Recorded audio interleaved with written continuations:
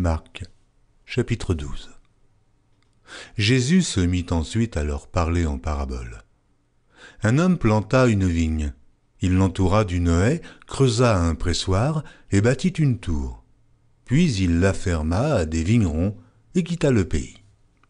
Au temps de la récolte, il envoya un serviteur vers les vignerons pour recevoir d'eux une part du produit de la vigne. S'étant saisis de lui, ils le battirent et le renvoyèrent à vide. Il envoya de nouveau vers eux un autre serviteur. Ils le frappèrent à la tête et l'outragèrent. Il en envoya un troisième qu'ils tuèrent, puis plusieurs autres qu'ils battirent ou tuèrent. Il avait encore un fils bien-aimé. Il l'envoya vers eux, le dernier, en disant « Ils auront du respect pour mon fils. » Mais ces vignerons dirent entre eux « Voici l'héritier, venez, tuons-le, et l'héritage sera à nous. » Et ils se saisirent de lui, le tuèrent et le jetèrent hors de la vigne. Maintenant, que fera le maître de la vigne? Il viendra, fera périr les vignerons et il donnera la vigne à d'autres. N'avez-vous pas lu cette parole de l'Écriture? La pierre qu'ont rejetée ceux qui bâtissaient est devenue la principale de l'angle. C'est par la volonté du Seigneur qu'elle l'est devenue. Et c'est un prodige à nos yeux? Ils cherchaient à se saisir de lui, mais ils craignaient la foule. Ils avaient compris que c'était pour eux que Jésus avait dit cette parabole, et ils le quittèrent et s'en allèrent. Ils envoyèrent auprès de Jésus quelques-uns des pharisiens et des hérodiens, afin de le surprendre par ses propres paroles. Et ils vinrent lui dire, « Maître, nous savons que tu es vrai, et que tu ne t'inquiètes de personne, car tu ne regardes pas à l'apparence des hommes, et tu enseignes la voie de Dieu selon la vérité. Est-il permis ou non de payer le tribut à César? Devons-nous payer ou ne pas payer ?» Jésus, connaissant leur hypocrisie, leur répondit, « Pourquoi me tentez-vous? Apportez-moi un denier afin que je le voie. » Ils en apportèrent un, et Jésus leur demanda de qui sont cette effigie et cette inscription. « De César, lui répondirent-ils.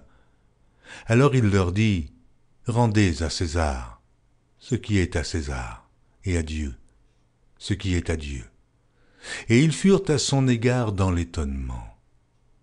Les Sadducéens, qui disent qu'il n'y a point de résurrection, vinrent auprès de Jésus et lui firent cette question, « Maître, voici ce que Moïse nous a prescrit.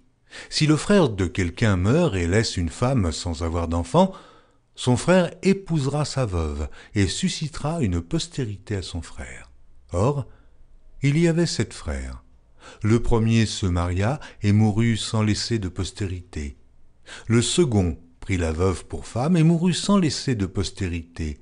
Et il en fut de même du troisième, et aucun des 7 ne laissa de postérité. Après eux tous, la femme mourut aussi. À la résurrection, duquel d'entre eux sera-t-elle la femme, car les 7 l'ont eue pour femme? Jésus leur répondit, « N'êtes-vous pas dans l'erreur parce que vous ne comprenez ni les Écritures, ni la puissance de Dieu? Car, à la résurrection des morts, les hommes ne prendront point de femmes, ni les femmes de mari, mais ils seront comme les anges dans les cieux. Pour ce qui est de la résurrection des morts, n'avez-vous pas lu dans le livre de Moïse ce que Dieu lui dit à propos du buisson? Je suis le Dieu d'Abraham, le Dieu d'Isaac et le Dieu de Jacob. Dieu n'est pas Dieu des morts, mais des vivants. Vous êtes grandement dans l'erreur. » Un des scribes qui les avait entendus discuter, sachant que Jésus avait bien répondu aux Sadducéens, s'approcha et lui demanda, « Quel est le premier de tous les commandements ?» Jésus répondit, « Voici le premier. Écoute, Israël, le Seigneur, notre Dieu est l'unique Seigneur, et tu aimeras le Seigneur ton Dieu de tout ton cœur, de toute ton âme, de toute ta pensée et de toute ta force. Voici le second. Tu aimeras ton prochain comme toi-même. Il n'y a pas d'autre commandement plus grand que cela. Le scribe lui dit « Bien, maître, tu as dit avec vérité que Dieu est unique et qu'il n'y en a point d'autre que lui, et que l'aimer de tout son cœur, de toute sa pensée, de toute son âme et de toute sa force, et aimer son prochain comme soi-même, c'est plus que tous les holocaustes et tous les sacrifices. » Jésus, voyant qu'il avait répondu avec intelligence, lui dit « Tu n'es pas loin du royaume de Dieu. » Et personne n'osa pu lui proposer de question. Jésus, continuant à enseigner dans le temple, dit « Comment les scribes disent-ils que le Christ est fils de David ?» David lui-même, animé par l'Esprit Saint, a dit « Le Seigneur a dit à mon Seigneur, assieds-toi à ma droite, jusqu'à ce que je fasse de tes ennemis ton marchepied. » David lui-même l'appelle Seigneur. Comment donc est-il son fils? Et une grande foule l'écoutait avec plaisir. Il leur disait dans son enseignement « Gardez-vous des scribes, qui aiment à se promener en robe longue et à être salués dans les places publiques, qui recherchent les premiers sièges dans les synagogues et les premières places dans les festins, qui dévorent les maisons des veuves et qui font pour l'apparence de longues prières. Ils seront jugés plus sévèrement. » Jésus, s'étant assis vis-à-vis du tronc, regardait comment la foule y mettait de l'argent. Plusieurs riches mettaient beaucoup. Il vint aussi une pauvre veuve. Elle y mit 2 petites pièces, faisant un quart de sou. Alors Jésus, ayant appelé ses disciples, leur dit « Je vous le dis en vérité, cette pauvre veuve a donné plus qu'aucun de ceux qui ont mis dans le tronc, car tous ont mis de leur superflu. Mais elle a mis de son nécessaire, tout ce qu'elle possédait, tout ce qu'elle avait pour vivre. » Marc, chapitre 13. Lorsque Jésus sortit du temple, un de ses disciples lui dit « Maître, regarde quelle pierre et quelle construction !» Jésus lui répondit « Vois-tu ces grandes constructions ?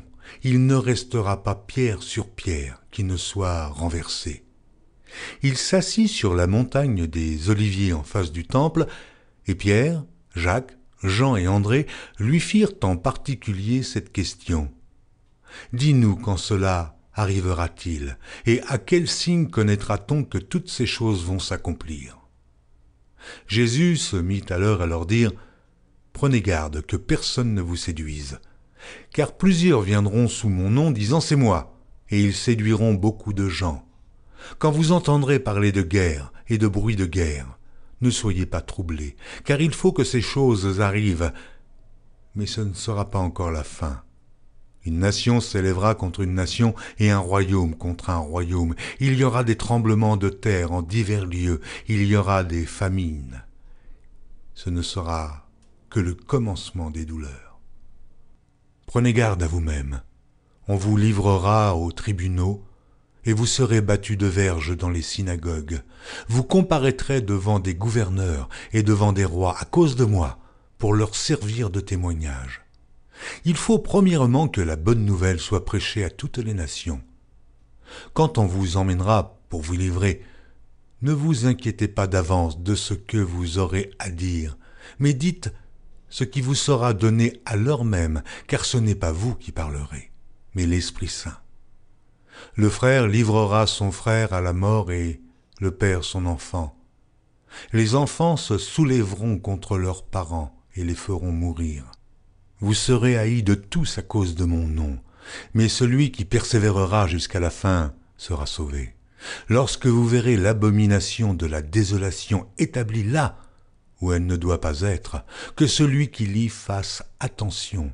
Alors que ceux qui seront en Judée fuient dans les montagnes, que celui qui sera sur le toit ne descende pas et n'entre pas pour prendre quelque chose dans sa maison, et que celui qui sera dans les champs ne retourne pas en arrière pour prendre son manteau. Malheurs aux femmes qui seront enceintes et à celles qui allaiteront en ces jours-là. Priez pour que ces choses n'arrivent pas en hiver. Car la détresse en ces jours sera telle qu'il n'y en a point eu de semblable depuis le commencement du monde que Dieu a créé jusqu'à présent, et qu'il n'y en aura jamais. Et si le Seigneur n'avait abrégé ces jours, personne ne serait sauvé, mais il les a abrégés à cause des élus qu'il a choisis. Si quelqu'un vous dit alors le Christ est ici ou il est là, ne le croyez pas, car il s'élèvera de faux Christ et de faux prophètes. Ils feront des prodiges et des miracles pour séduire les élus, s'il était possible. Soyez sur vos gardes. Je vous ai tout annoncé d'avance. Mais, dans ces jours, après cette détresse, le soleil s'obscurcira, la lune ne donnera plus sa lumière, les étoiles tomberont du ciel, et les puissances qui sont dans les cieux seront ébranlées. Alors on verra le Fils de l'homme venant sur les nuées, avec une grande puissance et avec gloire. Alors, il enverra les anges, et il rassemblera les élus des 4 vents, de l'extrémité de la terre jusqu'à l'extrémité du ciel. Instruisez-vous par une comparaison tirée du figuier. Dès que ses branches deviennent tendres et que les feuilles poussent, vous connaissez que l'été est proche. De même, quand vous verrez ces choses arriver, sachez que le Fils de l'homme est proche, à la porte. Je vous le dis en vérité, cette génération ne passera point que tout cela n'arrive. Le ciel et la terre passeront, mais mes paroles ne passeront point. Pour ce qui est du jour ou de l'heure, personne ne le sait, ni les anges dans le ciel, ni le Fils, mais le Père seul. Prenez garde, veillez et priez, car vous ne savez quand ce temps viendra. Il en sera comme d'un homme qui, partant pour un voyage, laisse sa maison, remet l'autorité à ses serviteurs, indique à chacun sa tâche et ordonne au portier de veiller. Veillez donc, car vous ne savez quand viendra le maître de la maison, ou le soir, ou au milieu de la nuit, ou au chant du coq, ou le matin. Craignez qu'il ne vous trouve endormi à son arrivée soudaine. Ce que je vous dis, je le dis à tous. Veillez.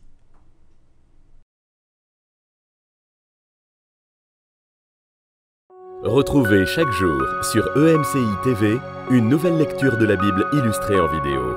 Pour revoir ce programme, rendez-vous sur notre site emcitv.com.